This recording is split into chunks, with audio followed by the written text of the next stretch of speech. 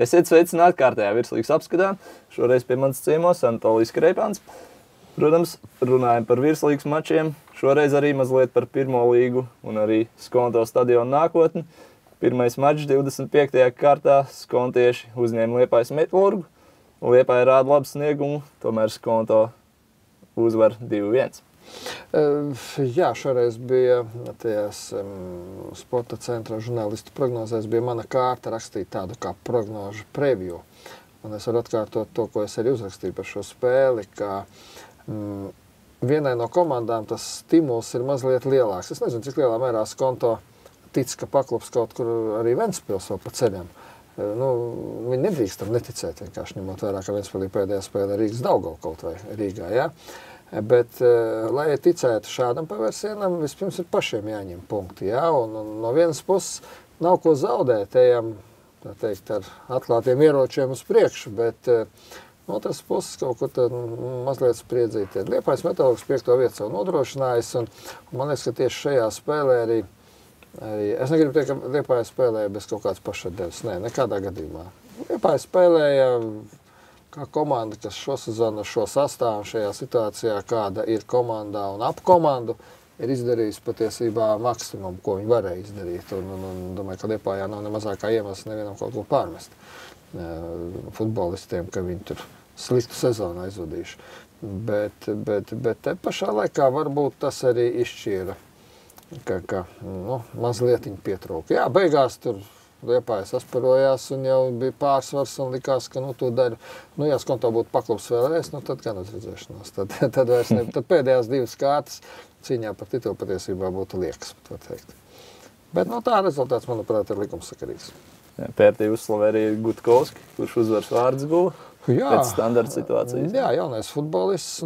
Redzi, vienmēr, kad komandā kaut kādu iemeslu dēļ, vienalga, vai tas būtu futbols vai kāda cita sporta spēļu komanda, kāds izkrīt no sastāva vai vairāk izkrīt. Tas ir vienmēr piemērojams teiciens, nav ļaunuma bez labuma. Tā uzreiz ir iespēja kādam citam sevi apliecināt. Ja? Tāds piemērs var daudz minēt. Vai pieņemsim, mēs būtu pēdiņās atklājuši Kristaru Gudļevski, ja, piemēram, būtu pilnīgi vesels un varētu spēlēt savā līmenī Edgars Masaitis, kas pēdējā pasaules čempionātā hokejā. Tas ir vēl liels jautājums. Tāpat arī šajā gadījumā. Tā kā varbūt Gutkovskis nākamā sezona būs viens no pamatspēlētājiem Skonto sastāvā. Arī tāpēc, ka mēs jau vēl nezinām, cik tur tie spēlētāji paliks. Zinot arī komandas diezgan bēdīgo finansiālo situāciju un tā tālāk. Jā, publiski par to neviens nerunā un patiesībā skontiešiem tas ir raksturīgi un ja kādai komandai var piešķirt pēdējās sezonās, varbūt pat vairākās titulu par raksturu, par cīņas gribu, tad Skonto ir pretendents numur 1. Atceries, kādas situācijas bija priekšējās sezonās. Kad Starkovs bija, kad Pahards bija. Nebija īpaši labākas, bet tomēr visu cieņu. Puišu priekšā, treneru priekšā, kuri godprātīgi ar pilnu pašatdevi izdarīja darbu līdz galam. Kā iznāca, tas ir cits jautājums. Bet viņi centās līdz pēdējiem. Jā. 100% jāsaka, šogad arī viņi centīsies līdz galam, bet interesanti spēle arī Jūrmalā. Spartaks uzņēma Jelgavu. Diezgan līdzvērtīgs mačs.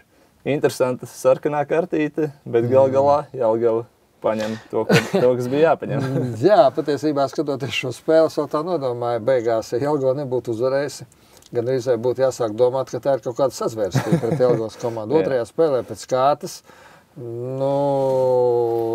tiesneši nodarbojas ar fantazēšanu, tā maigi izsakoties. Tā pirmā reize vispār bija kaut kas ārprātīgs, un tagad, es pieļauju, ka no tā punkta, no kurienes tiesnesis skatījās, viņam tā varēja izlikties.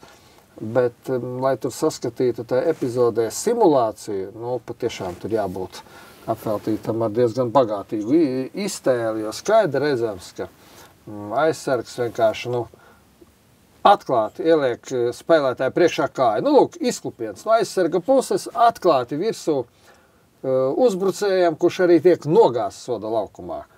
Izteiktā kontaktu grūti iedomāties, kurā vietā tur ir simulācija, varbūt bumba simulē, tas ir cits jautājums. Atkārtojumā, izcili redzams. Jā, varbūt mazlietiņ parādīt tā teatrālāk, ka viņš krīt, bet atvainojiet, bija pārkāpums, acīm redzams. Tieši tā. Par laimi viss beidzās tā, kā tā bija jābeidzās. Komanda, pret kuru netaisnīgi tika pielietot šī sarkanā kartīte, tomēr uzvarēja 3-1, kaut gan mēs iepriekšējā reizē tā varbūt pārāk sarkastiski par to Spartaku pasmējāmies, ka viņiem sezonas ir beigusies, ka viņi jau domā par kurš par siltajām zemēm, kurš par nākamo sezonu, bet Spartaks visu cēņu, viņi nopietni cīnījās un nebūtu nekāds pārsteigums, ja spēle būtu beigusies, piemēram, nešķirt, ja? Jā, 1-1 arī bija pēc skaista Uljositiena. Jā, skaistas vārtus guva spartakieši, un viņi arī, un tā, ka viņi ielaida trešo, pašās beigās, otrais, trešais jau tur bija vispār pēdējās sekundēs, bet minūtēs, tā ka, tad par ko tur vairs cīnīties, bet nē, tā nebija nekāda dāvana. Tā nebija dāvana, varam apskatīties arī, kā Jelgava izdevās tikt pie trešā vārda gūma. Šeit parāva no muguras, tur 11 metru soda sitiens. To, ko neiedeva tur, to iedeva šeit. Kaut gan mēs redzam arī no šīs puses, ka, acīm redzot, tomēr līdz bumbai neaizsniedzas, bet pirms tam man izskatās, ka es krekli vienkārši parāvu, ne tik daudz paklupināju, cik es krekli. Mēs no šīs puses nevaram redzēt, bet tiesnesis no tās puses redz, un acīm redzot, tāpēc arī, iespējams, ka viņa lēmumu šeit ietekmē arī tas pieņemtais lēmums, iespējams. Jā, par to mums grūti spriest, bet vēl viens mačs Jūrmalā. FC Jūrmala uzņem Daugavpils Daugavu, un Daugavpils paņem to, ko bija jāpaņem. Patiesībā tomēr arī klasi augstāk līmeņa komanda un uzvara visnotaļ likumsakarīga. Jūrmalai arī, protams, bija iespējas, bet stipri mazāk un tos vārtus kādu gan pirmo iesita, bet Kovaļovs vispār iešāva tādu devītnieku. Jā, tas ir. Es uzreiz varu pateikt, likšu pirmajā vietā šajā kārtā pie skaistākajiem vārtiem. Jā, tas ir patiešām izlases spēlētāja cienīgs sitiens un cienīgi gūtie vārti, viss likumsakarīgi. Šeit izteikti bija redzams, kuram ko vajag, kuram vairs neko nevajag. Kaut gan, protams, arī nevar teikt, ka Jūrmala tur pastaigājās tikai pa laukumu. Gluži vienkārši spēku samērs bija stipri nevienāds. Jā, Jūrmalai arī Prohorenkovs redzam pietrūkšajā mačā. Prohorenkovs pastiprinās, protams. Viņš ir tomēr Latvijas līmenim, tīpaši tāds augtajām turnīra tabulas vidusdaļa, varbūt tuvāk beigu daļu komandās. Tas ir meistars, jā. Ir tāds labs teiciens, ka meistarība jau neko nepazūd, veselība pazūd. Tā jaunāks Prohorenkovs, diemžēl, nepaliek arī. Jā, bet tā klasa ir redzama. Jā, galā Daugavpilī uzvara 3-0. Ilūkste savā laukumā atkal uzņem futbola klubu Ventspils. Šoreiz 7 nezaudējām. Jā, bet 5 zaudēja. Žigājos iesit savam dzimtajam klubam šajā mačā. Tur vietējā publika patiesībā, cik tur tās bija. Tur Juri tā ļoti sirsnīgi arī sagaidīja, bez pēdiņām sirsnīgi arī. Tā kā viņš goli iesit, viņš jau tur sveica publiku, jo tomēr, Ilūks var lepoties, ka tur ir izaudzis tāds spēlētājs kā Vaņins, kā Žigājevs, brāļi Kļaukļi. Un tur vēl vairāk ir trenējušies, bijušie izlases spēlētāji, jā, bet, par Žigājevu un Andri Vaņinu, protams, Ilūks tā jābūt lepnai. Kas zina, varbūt no šīs sastāva arī kādreiz kāds izaugs, bet tas laikam būs jāpagaida, jo, vismaz tā izskatās, ka jānotiek kaut kam patiešām no zinātniskās fantastikas, lai Ilūks aizķertos vislīgā. Jā, tīpaši zinot, ar ko viņiem jāspēlē. Ar ko jāspēlē, tieši tā. Viņam jāspēlē ar komandām. Ar vienu komandu, kurai vajag. Ja būtu otrādāka secība, tad vēl sazina, kā tur līdz tai pēdējai kārtai, bet tā, ka viņiem vismaz ar Daugavpils Daugavu, kam jācīnās par bronzu, viņi nedrīkst zaudēt punktus. Domāju, tur. Pēdējais mačs vēl ar Liepāju. Diemžēl, viss cieņa pret Ilūksti, vietējo futbolu, bet kādam ir jāaiziet no vislīgas. Kādam vienmēr ir jāizkrīt. Jā. Bet šīs kārtas pēdējā spēlē futbola skola Meita Latvijas Universitāte uzņēma Rīgas Daugavu, Hanzas vidusskolas laukumā. Ilgi rezultāts bija 0-0, bet pašās beigās tomēr rīdziniekiem izdodas gūt 2 vārtus un uzvarēt. Šā spēle bija laba un patiesībā mēs nekad neuzzināsim, bet būtu interesanti uzzināt, kā viss būtu ritējis, ja Meta būtu pirmā gulas vārds. Tā gluži nebija, ka viņi nevarēja to izdarīt. Viņi varēja pirmie izcelties, bet arī tad, kad bija 0-1, viņiem bija iespēja, divas pusi iespējas, teiksim, tur. Un tikai, kad Savenas iesit, kur 87. vai 8.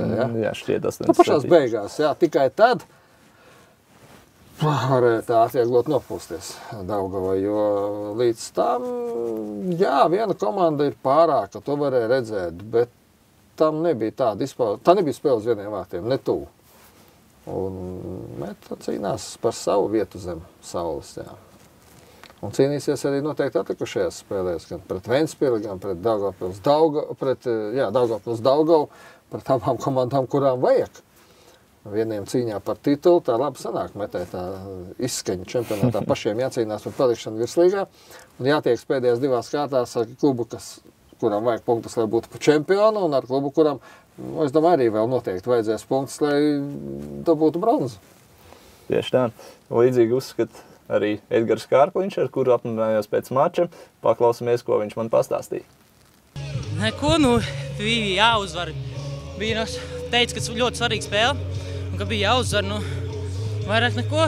Lec, lai nezaudē, ka svarīga principā spēle, jo pirmo spēli, man liekas, 2-1 nospēlējām, un otro spēli 1-1. Ļoti grūti ar viņiem spēlēt, jo komplekta komanda un tā kā. Jā, grūti spēlēt, kad visi spēlētāji nosēžās aizsardzībā un mēs mēģinām uzbrukt un viņi sēž aizsardzībā. Ja būtu tā, ka uzbrukošais futbols būtu mēs uzbrukoši spēlēt, tad būtu pavisam savādāk spēle un interesantāk spēle. Droši vien pacietība. Tāpēc no sākuma nesit pa vārtiem daudz, nesit pa vārtiem. Man bija vienkārši jāsit pa vārtiem. Jo cik es esmu dzirdējis, tad vārtsargiem ir problēmas ar redzi viņiem. Tad vienkārši nesitam, ļoti maz sitam pa vārtiem. Pret Ilūgas bija 40 sitieni, rekordos tādī. Fiziski jūtos labi, trenējos kārtīgi, cīnos, bet grūti tikt sastāvēt, kad ir spēcīgi spēlētāji un es arī mēģinu pierādīt, bet pagaidām trenēs neredzu. Es piemēram, ceru uz Metu, kad viņi aizķers pēdējo spēli viņiem pret Daugavpili, man liekas pret Daugavpili. Un es ceru, kad aizķers pret Metu aizķers punktiņu. Un tad jau būs labi īstenībā. Bet es domāju, Ilūgs tur ir uzreiz 3 punkti. Grūti būs, bet jācīnšās, jāvina visas spēles, kas mums ir palikušas. Es nezinu pa visiem pārējiem klubiem, bet es varu pateikt, ka mūsu klubā noteikti nespēlē totalizātori. Ja mēs spēlētu totalizātori, tad es nezinu, man liekas, tad mēs necīnītos par 3. vietu un pa medaļām. Es tā domāju. Bet, Daugavpils, kā tu runā, Daugavpils, Ilūgs, es patiešām nezinu. Neinteresējos par tādām lietām. Pats nespēlēju un arī neinteresējās. Nē, mēs vispār par tādām lietām vispār nerunājam, jo nav, es nezinu, mēs nespēlējam.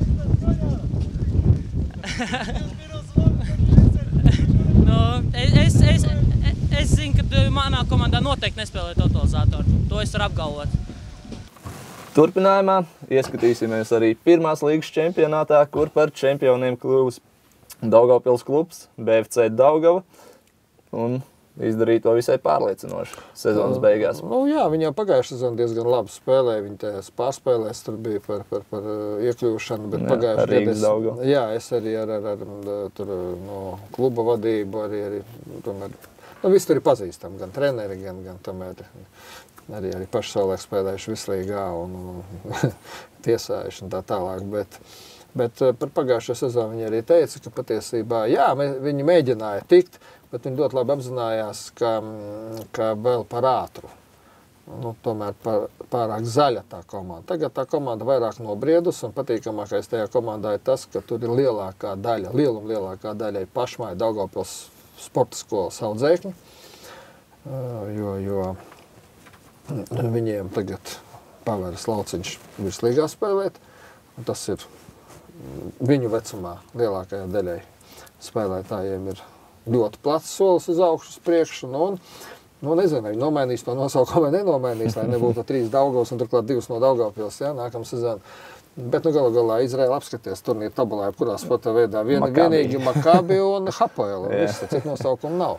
Labi, mums no tā nav jāmācās nekas, nav jāņem piemērs, mums tomēr Mēs varam kaut ko izdomāt, un kā tas būs vai nebūs, tas ir cits jautājums, un tas nebūtu tas svarīgākais.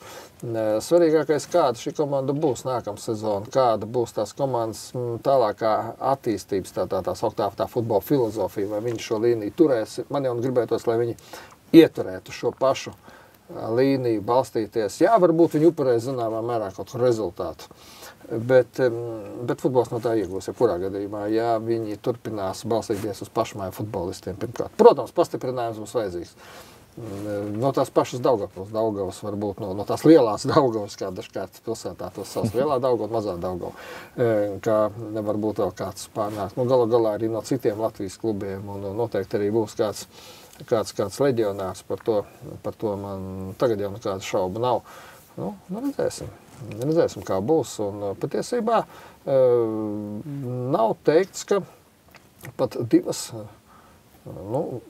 ja Daugava jauna komanda, pilnībā jauna būs virslīgā, tad nav teikts, ka divas komandas nomainīsies virslīgā, jo vēl pirms sezonas runājot ar Igoru Korobļovu, ar Gulbēnas komandas spēlējošo, laikam vienīgo spēlējošo galveno treneri, gan pirmajā līgā, gan virslīgā, viņš nemaz neslēpa, ka, es patiesībā prasīju, ka viņam ir vairāk spēļu virslīgā un tā, un viņš pret jautājumu atbildēja, kurš tev teica, ka man tā ir pēdējā spēle virslīgā. Mēs ar Gulbenu atgriezīsimies, un, ja vajadzēs, es atkal iziešu laukumā. Puse darba izdarīta. Otrā vieta gandrīz jau kabatā, praktiski kabatā. Varam teikt, jā. 90%. Un vienalga, ar ko būs jāspēlē no tā pēdējā trīnieka, kurš tur paliks 9. vietā. Ja notiks brīnums, varbūt Ilūksteini sazina. Bet vai nu Meta vai Jelgava, es neteiktu, ka Meta Latvijas universitāte un Jelgava būs neapstrīdams favorīts spēlē pret Gulbeni. Paskatieties sastāvu. Labi, Vits Rimkus, tas... Komentārs neprasa. Bet tur arī citi, vismaz puse sastāvi ir spēlētāji ar, virslīgas pieredzi. Tur ir futbolisti, tur ir no Rīgas futbola skolas, no pagājušās, 12. Gada sezonas, jā.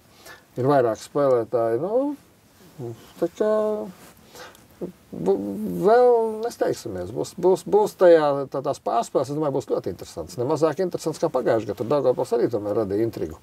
Šeit, cik viņi minimāli, laikam, zaudēja? 0-1 tikai Rīgā, mājās ņem.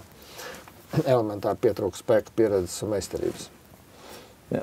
Cerēsim, ka šīs spēles par palikšanu virslīgā un tikšanu virslīgā būs ļoti aizraujošas, nepacietība tās gaidam, bet jāparunā arī par tēmu, kas pēdējā laikā ļoti aktuāls, Skontā stadions. Jā, šoreiz ne par totalizatoriem, jo par tiem ir tik daudz runāts, ka patiesībā mēs visiem tiem negodīgajiem spēlmeņiem veidojam bezmaksas reklāmu.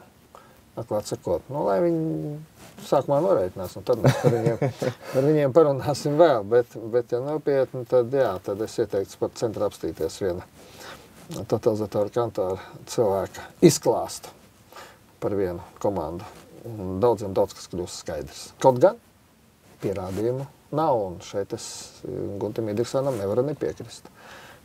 Ārkārtīgi grūti ir sadabūt patiešām reāls taustāms pierādījumus. Šeit arī mūsu likumdošanas nepilnības, protams, spēlē par labu negodīgiem cilvēkiem, bet, cerēsim, ar laiku viss satrisināsies, un cerēsim, kā ar laiku viss satrisināsies Skonto stadiona sakarā, jo, es sapratu, ka nākamo kvalifikācijas ciklu vēl jau izlaists nospēlēs, tomēr Skonto stadionā, bet patiesībā tā jau nav tikai Skonto stadiona un futbola problēma. Te jāpaskatās nedaudz plašāk. Kas mums no sporta, no lielā sporta arēnām Rīgā, galvaspilsētā nopietni ir, izņemot arēnu Rīga? Nosaucam vēl vienu. Olimpiskais centrs, tas ir tomēr treniņiem pārsvarā un vietējiem mērogs. Viss. Mums nav normāla stadiona. Par to runā gadus 10. Kādus 10, vismaz 20, ja ne vairāk.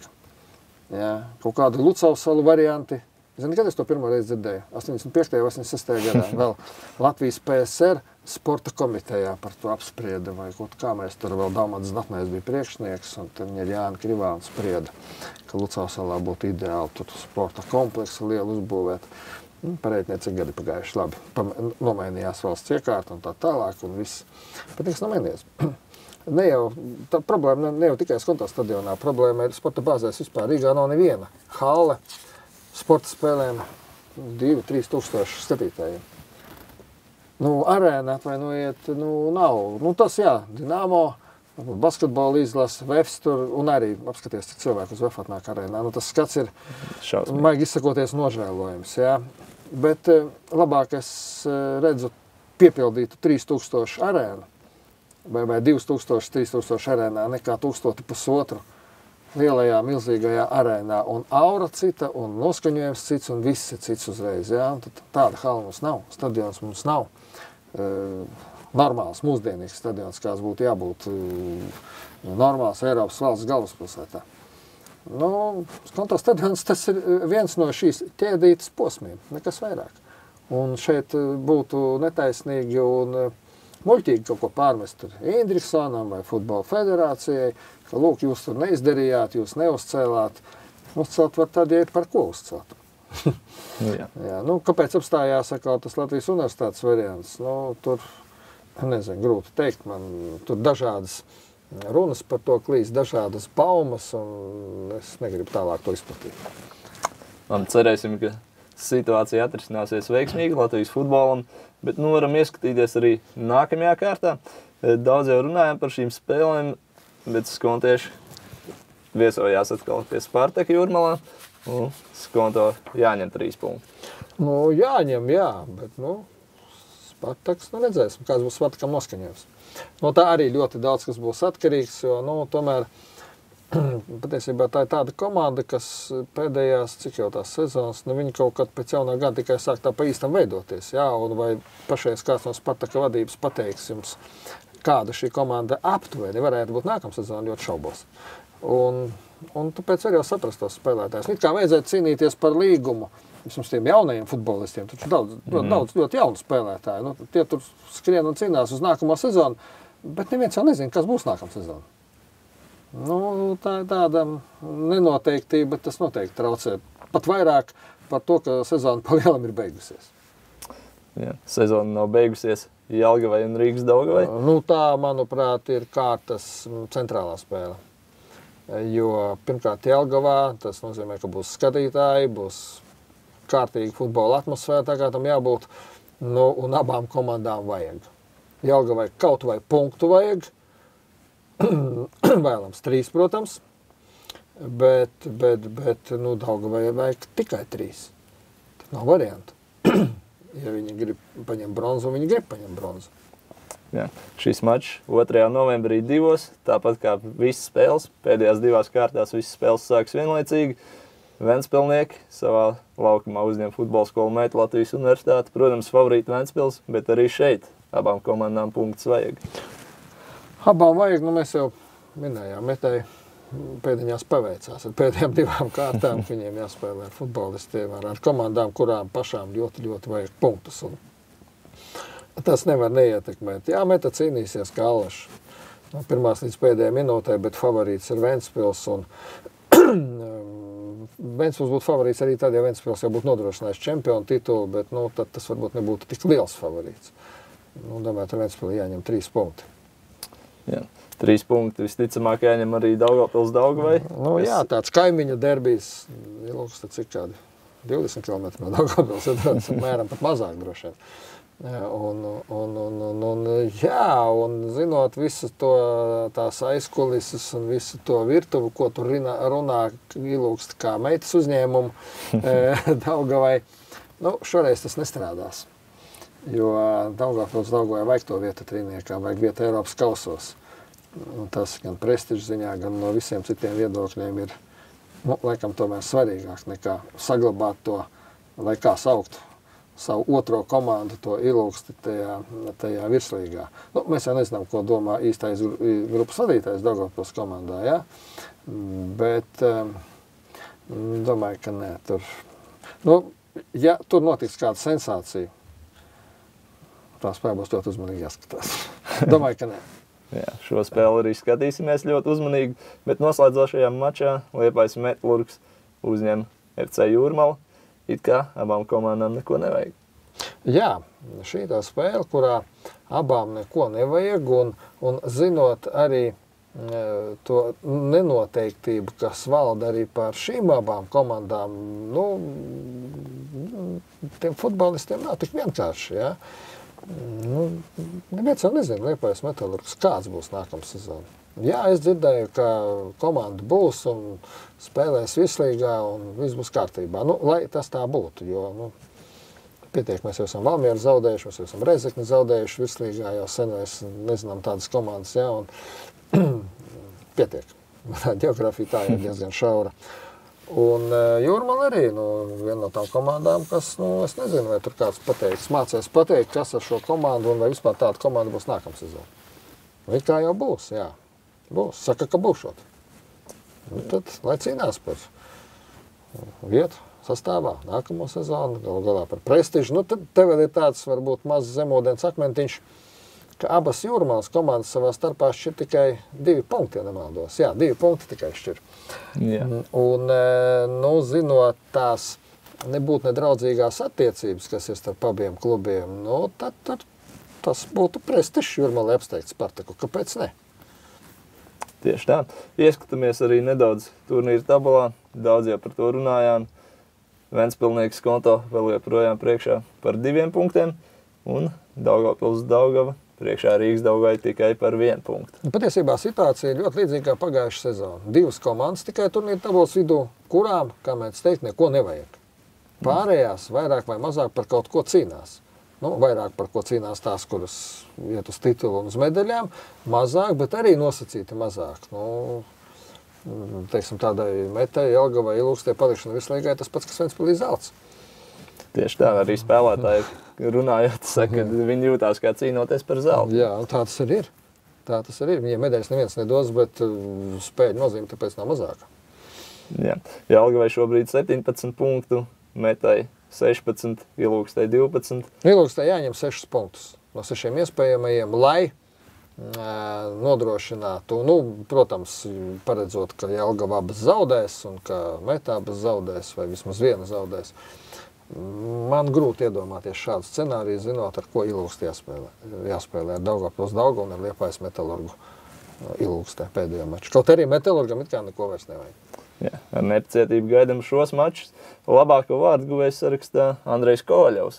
Ļoti skaistā veidā gūs 13. vārdus un, zinot, ar ko Daugavpilī savukārt jāspēlē pēdējās 2 kārtās, Arī Lūks un ar Metu. Visai reāli, ka Andrejs tomēr var iesaistīties. Vajadzētu iespringt Karašauskam, Šabalam, galu galā viņi tagad jau laikam varēs spēlēt, jā, nākamajā. Jā, Karašausks spēlēšot. Pērtī teica, ka spēlēšot. Jā, nu tad Artūram jāpaskatās. Tas, ka viņš ir ļoti godkārīgs jauneklis sportā, tas ir tikai apsveicami. Domāju, ka viņam ir ļoti svarīgi kļūt par rezultatīvāko Vieslīgas vārtu guvēju, un tas ir tikai apsveicami. Jā, ar nepacietību gaidam cīņu arī vārdu guvēju sarakstā, bet šoreiz tas viss gaidam 2. novembri, kad jau visas nākamās kārtas spēles 2:00. Kulminācija klāt. Kulminācija ir beidzot klāt. Visu labu! Labu.